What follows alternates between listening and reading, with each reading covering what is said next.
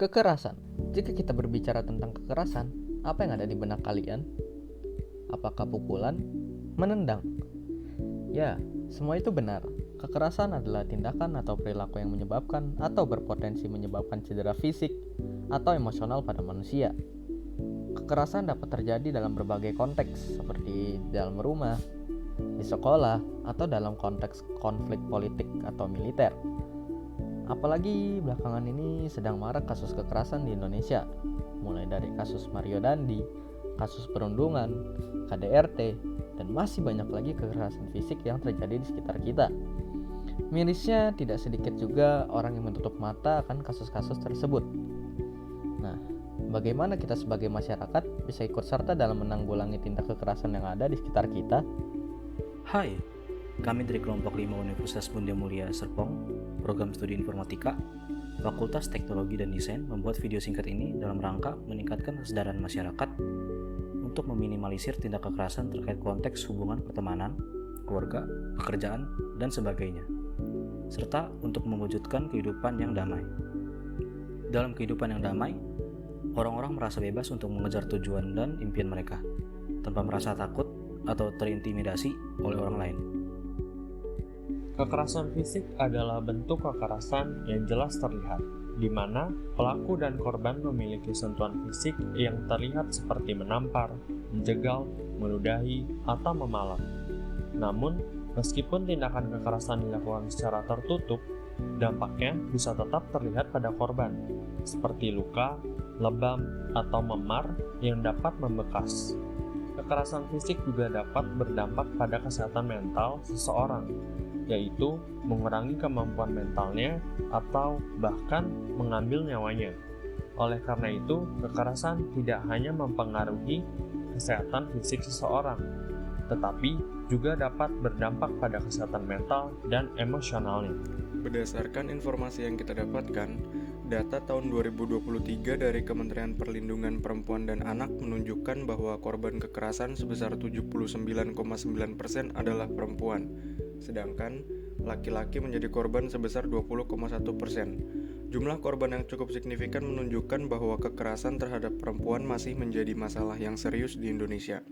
Dalam laporan Kementerian Perlindungan Perempuan dan Anak tahun 2023, tercatat sebanyak 8.627 kasus kekerasan yang terjadi di Indonesia per tanggal 11 Mei 2023 atau pada saat video ini dibuat, dan masih terus bertambah. Angka tersebut menunjukkan bahwa kekerasan masih menjadi masalah sosial yang perlu mendapat perhatian serius dari semua pihak. Selain itu, jumlah kasus kekerasan yang cukup tinggi juga menunjukkan bahwa upaya-upaya pencegahan kekerasan masih harus terus ditingkatkan, baik dari segi pendidikan maupun penegakan hukum.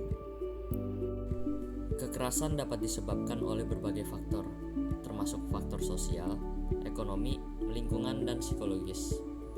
Faktor sosial seperti konflik antar kelompok atau ketidakadilan sosial dapat memicu tindakan kekerasan.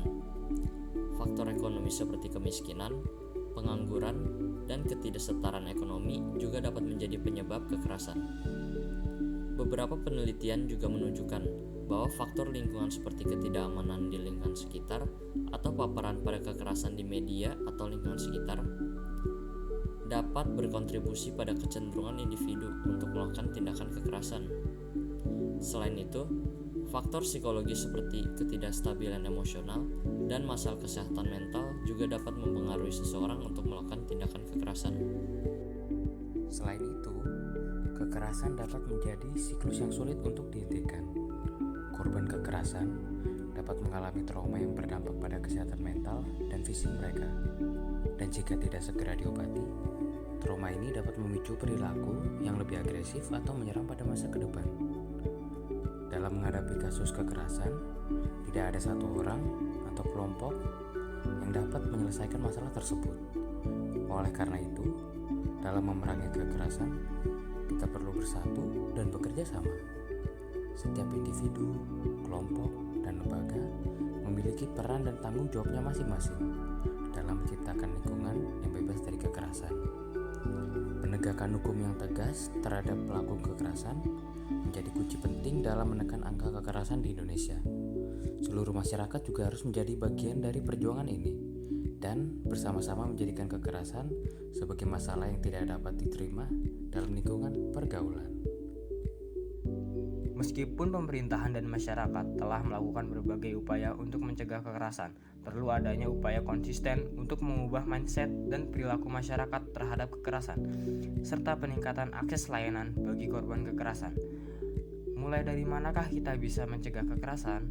Yang pertama, kita dapat memulai dengan membangun kesadaran dan memperkuat edukasi terkait kekerasan sehingga masyarakat dapat memahami dampak dan konsekuensi dari tindakan kekerasan. Selain itu, kita juga perlu mendukung korban yang memberikan bantuan yang diperlukan dan memastikan bahwa mereka mendapatkan keadilan. Dengan kesadaran bersama dan tindakan yang konsisten, kita dapat membangun lingkungan yang lebih aman dan damai bagi seluruh masyarakat. Kedua, jangan ragu untuk melaporkan tindakan kekerasan kepada pihak berwenang. Dengan melaporkan kekerasan, kita bisa membantu korban mendapatkan bantuan dan mencegah kekerasan terjadi lagi di masa depan. Mulailah dengan lingkungan pergaulan kita, ajak teman dan keluarga kita untuk membicarakan kekerasan dan bagaimana kita dapat mencegahnya. Dengan membicarakan masalah ini, kita dapat mencari solusi bersama dan membantu orang-orang yang terkena dampak dari kekerasan. Dan yang ketiga, kita bisa membantu memerangi tindakan kekerasan dengan tidak menjadi bagian dari kekerasan. Mari kita bekerja sama untuk menghilangkan kekerasan dari lingkungan pergaulan kita. Kita harus belajar menghargai satu sama lain dan menciptakan lingkungan yang aman, damai bagi semua orang. Jika kita melihat atau mendengar tindak kekerasan, jangan diam dan jangan ikut serta dalam kekerasannya. Berbicaralah dan bantu korban sebisa kita. Dengan poin-poin yang sudah disebutkan di atas, mari kita bersatu dalam perjuangan untuk menciptakan masyarakat yang bebas dari kekerasan. Kita harus berdiri bersama untuk memastikan bahwa setiap orang merasa aman dan dihargai di lingkungannya. Mencegah lebih baik daripada mengobati. Stop kekerasan, mari mulai hidup damai.